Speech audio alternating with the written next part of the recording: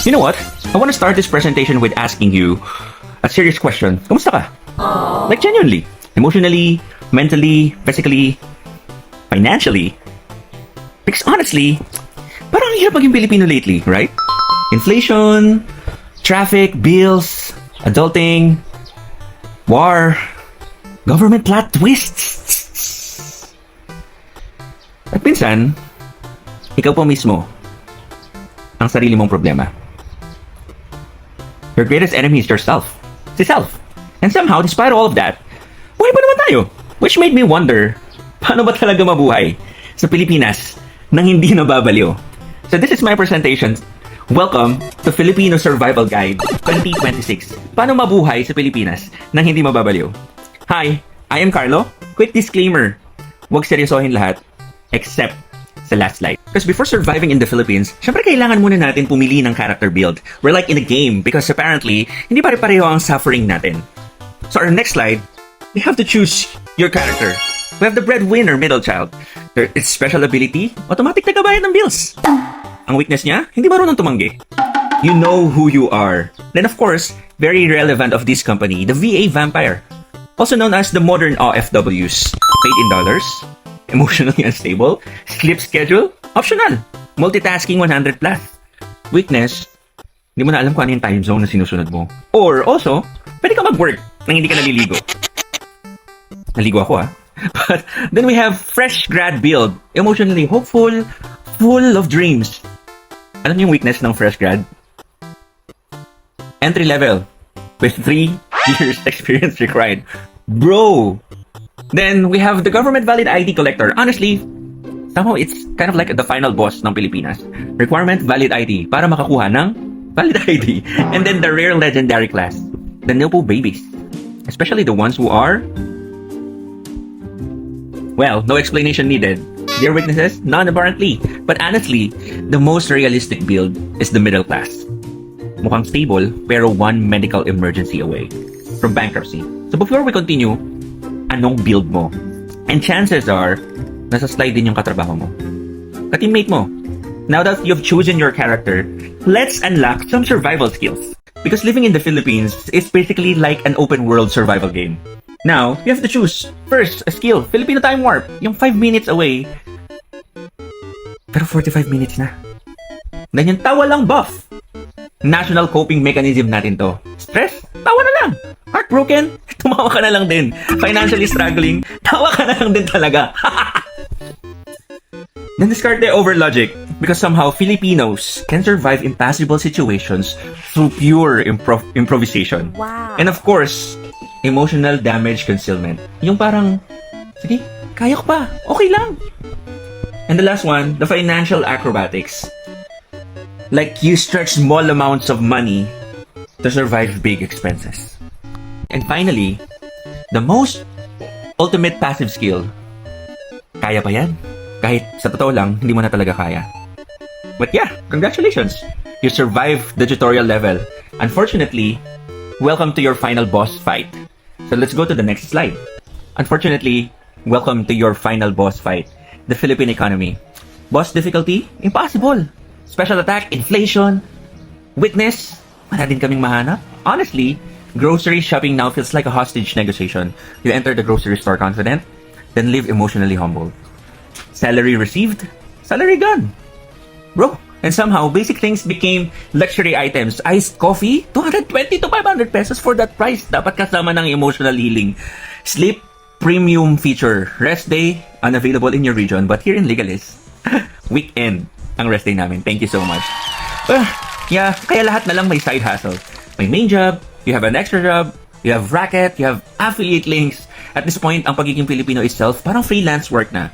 And when life gets this expensive, naturally, people start blaming the servers. So welcome to the Philippine server. Of course, no survival guide is complete without discussing server issues. Because somehow the Philippines feels like a game running on unstable Wi-Fi. We have traffic and everything flooding, government updates nobody asked for. Every election season, same promises, same jingles, different color palette lang. And somehow, every campaign season, biglang lahat concerned sa mahihirap. Interesting timing, right? Then there's the national debt. Apparently, every Filipino already owes 164,006 pesos. Congratulations! Hindi ka man mayaman, may utang ka na agad. But honestly, kahit sinong maupo, parang pagod pa rin ang mga tao. Which probably explains why we all started looking for recovery items or coping mechanisms. So paano nga ba tayo mag-recover? Paano tayo nagko-cope? So how do Filipinos recover? Simple. We use recovery items. We have 3-in-1 coffee, basically one national fuel source, coffee. Katingko, white flour, omega at this point, Filipino healing already smells menthol. Then of course, food. Because apparently, eating became therapy. Sad, food. Stress, food. Heartbroken, samgyup. And of course, our strongest recovery item, deserve ko to. Financially questionable, emotionally necessary. But honestly, kahit anong recovery item gamitin natin, add to cart, doom scrolling, iced coffee boost, travel therapy, parang eventually, napapagod pa rin tayo. Which brings us to the Filipino core. Filipinos are always described as resilient, masayahin, hospitable, adaptable, and honestly, totoo naman. Kahit brownout, may karaoke pa rin. Kahit baha, may picture pa rin. Kahit delayed ang sweldo, may birthday celebration pa rin. Somehow, Filipinos always find a way to survive. But honestly, sometimes I wonder, are we really resilient, individually and as a community? Or maybe, sanay na lang talaga tayong mapagod? Because behind the jokes, behind the memes, behind the kaya pa yan mentality, ang dami pa rin nating dala. Stress, pressure, expectations, bills, responsibilities, and the things that's going on now. And somehow, survival mode became normal. Which probably explains why lately, parang low-bat na ang lahat. Low-bat na ang lahat, not just phones, not just wallets, not just your social battery, pati peace, hope, motivation, and your purpose. Ang daming tao ngayon ang pagod kahit wala namang talagang ginagawa because not all exhaustion is physical. Some people are tired from pressure, expectations, comparisons, disappointments, and constantly trying to survive. Kaya siguro kahit nagpapahinga, pagod pa rin. And at this point, even kaya pa yan feels low battery, which made me think maybe surviving isn't the same thing as living. Maybe the reason people feel exhausted is because this world teaches us how to survive, but never how to truly live. So people try different things: money, success, work, travel, food, distractions, validation, hustle culture, achievements, another iced coffee. And honestly, sometimes those things help for a while. But eventually, people still get tired, still anxious, still restless. Because maybe the problem was never just inflation, burnout, broken systems, the politics, or stress.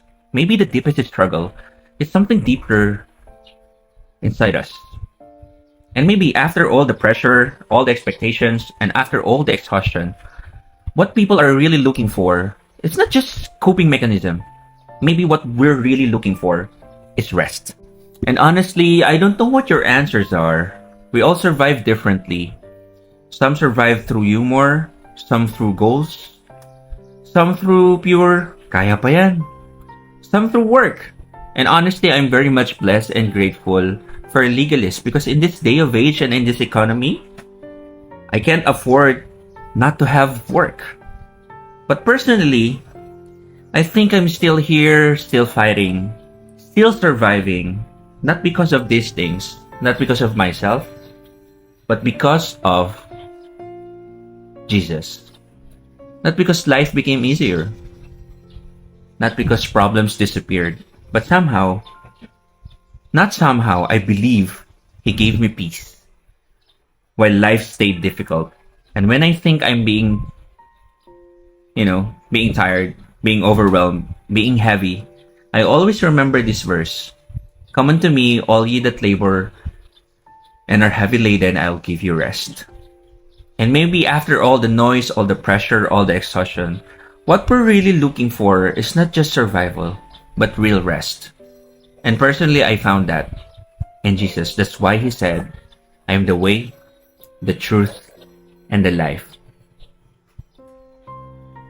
And He is the answer for me.